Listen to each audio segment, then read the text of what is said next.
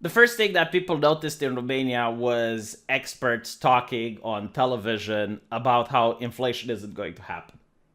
So I guess like now looking back, the first sign of hyperinflation is when you have experts on television talking about that there is no hyperinflation. Because normally you don't get people talking about it. I mean, I didn't even knew what inflation was until people brought it up. In a normal economy, people don't really bring this topic up. So it was weird. Like you have all these economic experts and politicians, reassuring people that everything is fine and everything is okay.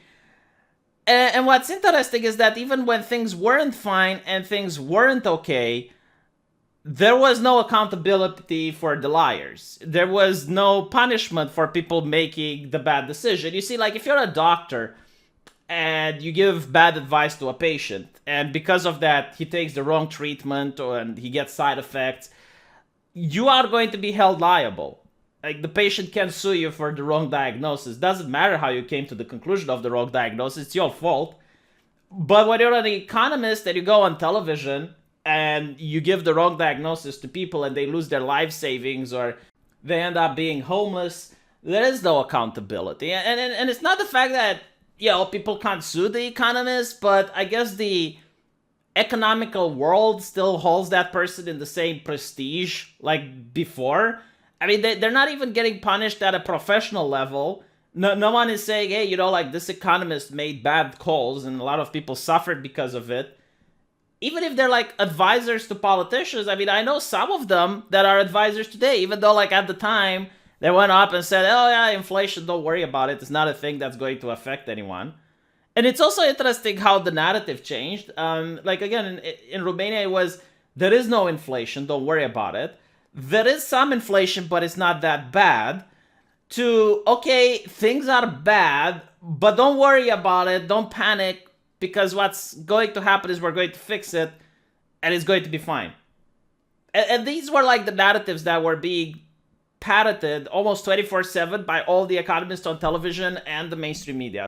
Now, the second thing, which a lot of people seem to notice, was that there was a lot of unemployment, but at the same time, people who were starting a business couldn't find anyone to work there.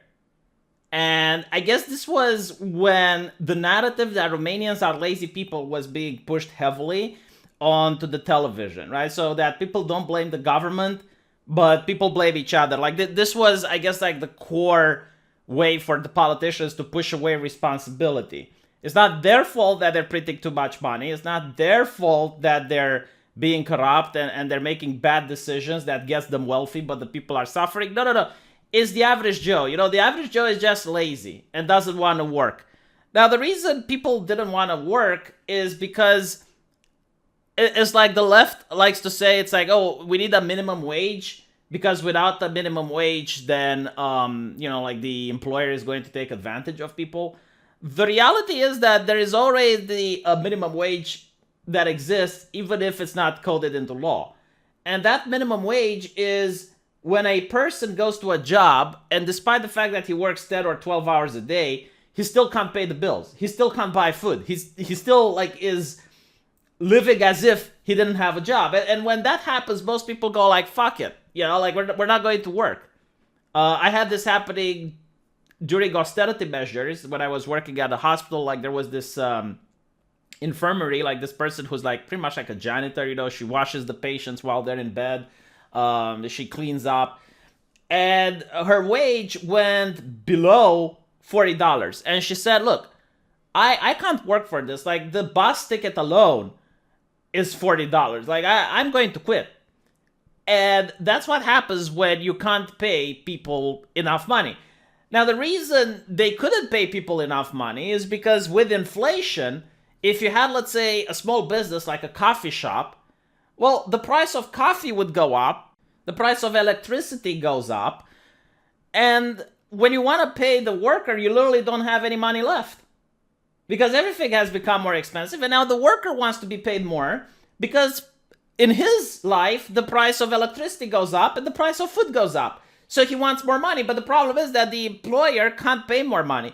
And the reason he can't pay, even if he raises the price for coffee, is because of the constant inflation, the constant rising of the prices, making it very difficult to have a stable business in such an environment. And you need to understand, in hyperinflation, prices keep going up every day. So even if you decide with the worker, it's like, okay, well, I'm going to pay you this amount, by next week, the amount you're paying him isn't enough for him to even cover the bus tickets. And I just gave a very simple example where, you have like a coffee shop, but if you have a major supermarket or something like that, where there's a lot more things coming in, and now all of the things coming in are more expensive, it's going to be very difficult to pay the employees. And they're not going to work if they're not getting paid enough to even cover their rent. So that was like another thing which you notice, I suppose, now looking back. Massive unemployment, despite the fact that businesses were complaining they can't find people to work there. And this is when you have like all the news articles saying, oh yeah, Romanians are lazy. Well, it's not that they were lazy, they just didn't want to be slaves. And it's not the companies that wanted slave labor, it's that they literally couldn't afford to pay them more.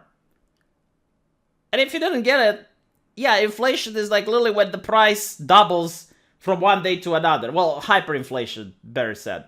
Like today a phone is $500, tomorrow it's $1,000. The next day is $1,500. It's very difficult to operate a business under these circumstances because of the volatility of the dollar. The prices keep going up and up, so you can't even have like a small term business plan. Like you can't even know how much you're going to earn by the end of the month, right? And finally, it was all the same experts telling people not to pull their money out of the bank, not to buy valuable minerals. Basically, just act like everything is normal and everything is fine. Because even if things are bad, the politicians are going to fix it soon. So those are the major signs that I noticed when Romania had hyperinflation. Oh, and of course, you noticed like bigger bills being printed. I think like before the inflation, the biggest bill was the 100 RON, like the 100 lei. That was like the biggest banknote you can own. But when inflation happened, you all of a sudden have like a 2,000 lei banknote. And then you have the 5,000, the 10,000, the a million lei. And it went with the biggest being 5 million lei. Which, like, just so you can understand, if you used to have like 5 million in the past, you would have been a millionaire. But then, like, a 5 million, everyone could afford it because everyone's wage was at least 5 million. So, yeah, I mean, all of it was done because the government started printing money like crazy. We had the leftist government, which noticed that a lot of people were displeased with how things were happening in the country, so they just thought that they would pay people in order to shut up.